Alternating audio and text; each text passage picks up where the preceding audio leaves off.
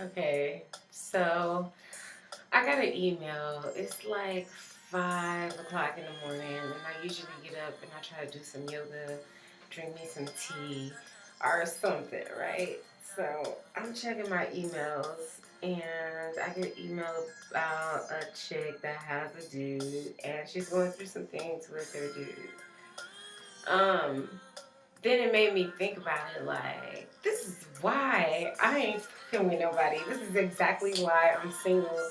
And I was like, this would be a good fucking topic, you know? Why am I single? Why did I choose to be single at this point in my life? Because I don't want to be a needy woman.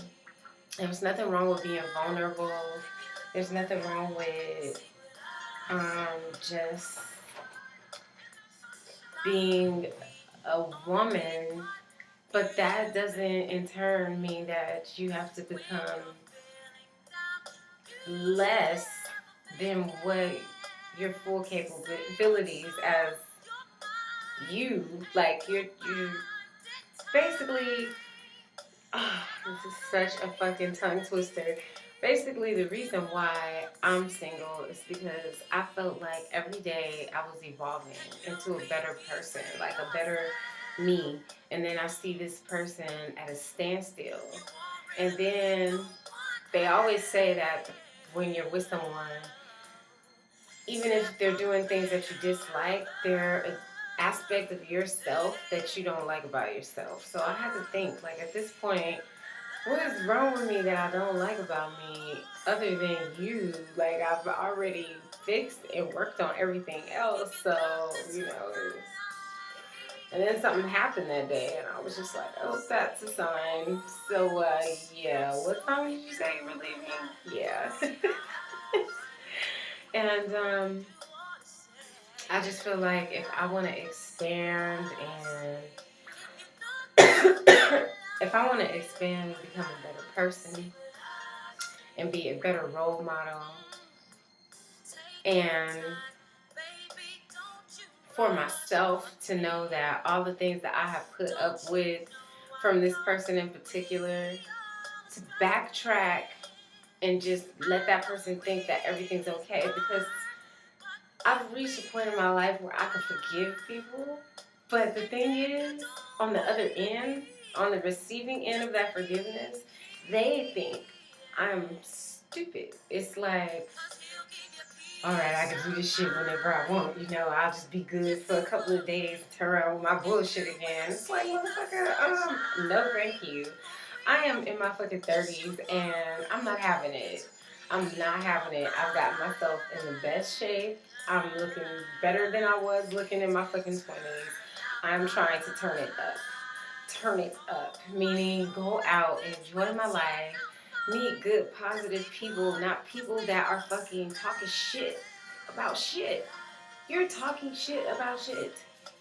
You're either talking about somebody or talking about something or something somebody's doing. And it's like, I want to be one of them people where my vibration is so fucking high that people like that don't even want to be around me. They'll just turn the other way because they'll just be scared. They'll avoid me like, oh no, not this bitch, you know?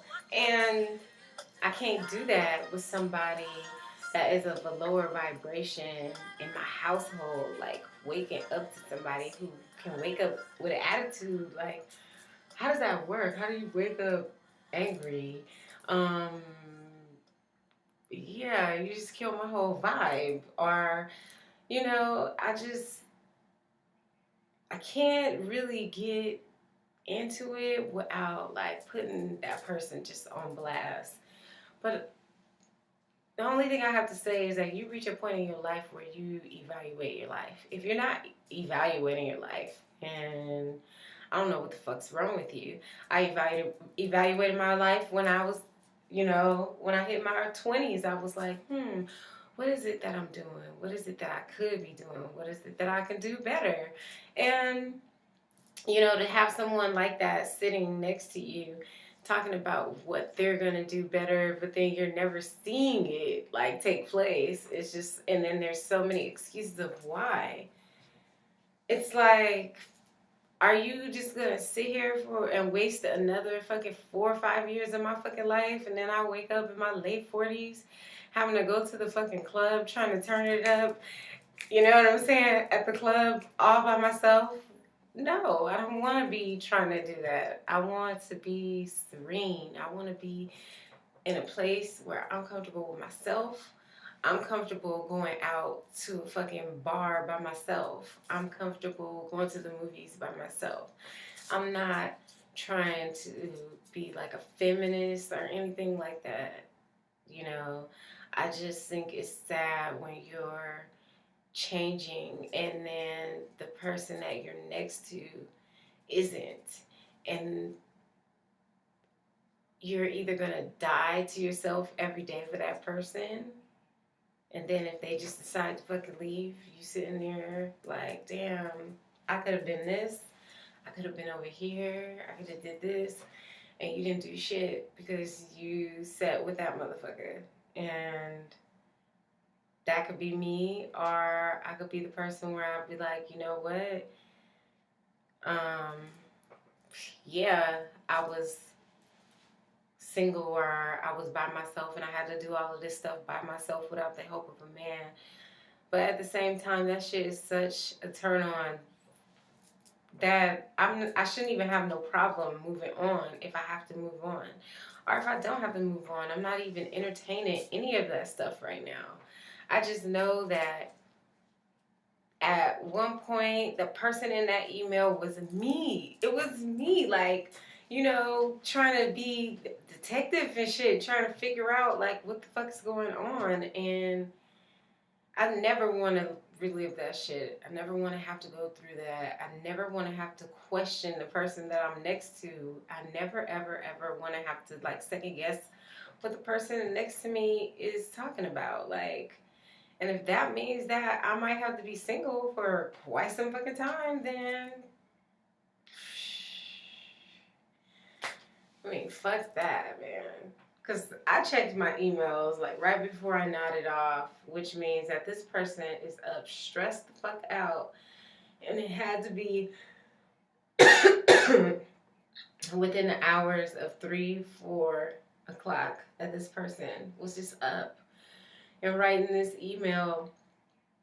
And it fucking sucks that people put people through bullshit, you know, but that's my main reason. If I can't control the person next to me, at least I can control my environment. I can control what I want to come home to. I can control, like, what it is that I want to deal with and what I don't want to deal with. Like, the last thing I want to do is come home and then have to be like, this motherfucker might trip, so I'm just gonna sit here and watch TV and eat and smile. No, you know what I'm saying? Your home is supposed to be a place where you can relax, where you can chill, where you can be yourself, not a place where you feel like you have to hold things in to prevent someone from getting angry, or because that person won't understand you, or because shit if I know. I'm not a fucking psychologist. I just know that it's a new fucking year. It's time to turn it up. It is time to turn it up. I ain't got time for no bullshit. And neither should you. I mean, with all the fucking shit that's going on around us right now,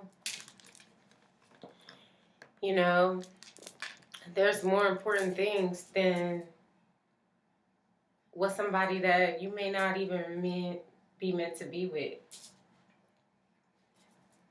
You're just putting all that energy in. Now I can understand this person's situation. They're in it for the long haul, and she's a real good woman. I just think that old boy got a bad rap. It's like vampires, like a motherfucker. They come around and they start shit, and they're the actual ones throwing themselves at the person's dude. And then we'll go and be like, yeah, he hit on me, you know. So you gotta be careful. You just gotta be careful with people around you. I've gotten to the point to where I just cleaned house. Cut my cell phone off for like 4 fucking months to make sure nobody's contacting me. And I mean, I could receive messages and stuff still if I have to. But also, I just cut like everybody off. I was just like, you're fired, you're fucking fired, and you're fucking fired, and you're fired, and you're fired. And both of you guys are fired. Like some Donald Trump shit. I just had to. I had to like clean my slate. And it's just crazy how things work. How light I feel. Like my back.